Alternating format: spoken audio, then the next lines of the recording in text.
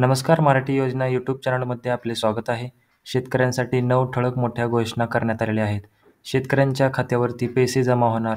पीक विम्यापासून एकही शेतकरी वंचित राहणार नाही. चला पाहूया पहिले अपडेट.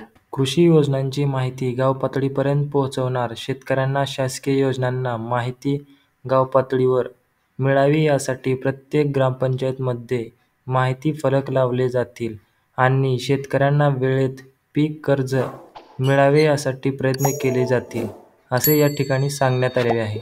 त्यानंतरचा दुसरा निर्णय, शेतकऱ्यांच्या मुलांसाठी कौशल्य विकास आणि उद्योग संधी. शेतकऱ्यांच्या मुलांना कौशल्य विकास प्रशिक्षण आणि अन्न प्रक्रिया उद्योगाबाबत मार्गदर्शन करण्यात येणार आहे, जेणेकरून त्यांना शेतीपूरक व्यवसायात संधी मिळेल.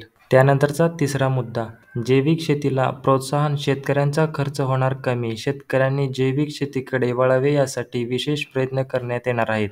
यामुळे बियाणे, खते आणि कीटकनाशकावरील खर्च कमी होईल आणि शेतकऱ्यांचे उत्पन्न वाढेल. त्यानंतरचा चौथा मुद्दा, प्रधानमंत्री पीक विमा योजनेचा जास्तीत जास्त लाभ घेण्याबाबत. शेतकरी पीक विमा योजनेपासून वंचित राहणार नाहीत, यासाठी अधिकाऱ्यांना विशेष खबरदारी देण्याच्या सूचना देण्यात आल्या. पीक विम्याच्या लाभाविषयी शेतकऱ्यांना जागरूक करण्यात येणार आहे. त्यानंतर पाचवा मुद्दा काय आहे ते समजून घेऊया.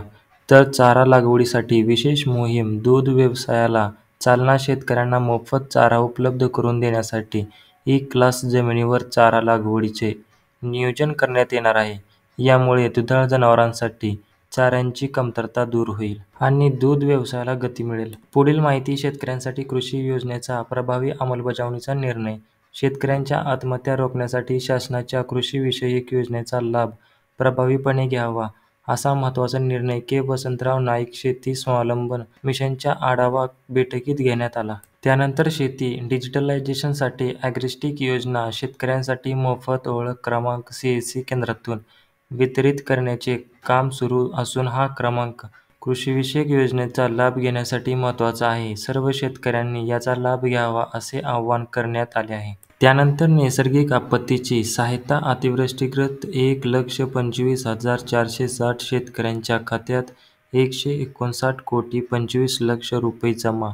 उर्वरित लाभार्थ्यांना ही रक्कम थेट खात्यात जमा केली जात आहे. महात्मा ज्योतिबा फुले शेतकरी कर्जमुक्ती योजनेतून 44,739 शेतकऱ्यांना 130,77,00,000 रुपयांचा लाभ आतापर्यंत झाला, अशी माहिती या ठिकाणी उस्मानाबाद जिल्ह्यातील जिल्हा अधिकाऱ्यांनी देण्यात आलेली आहे.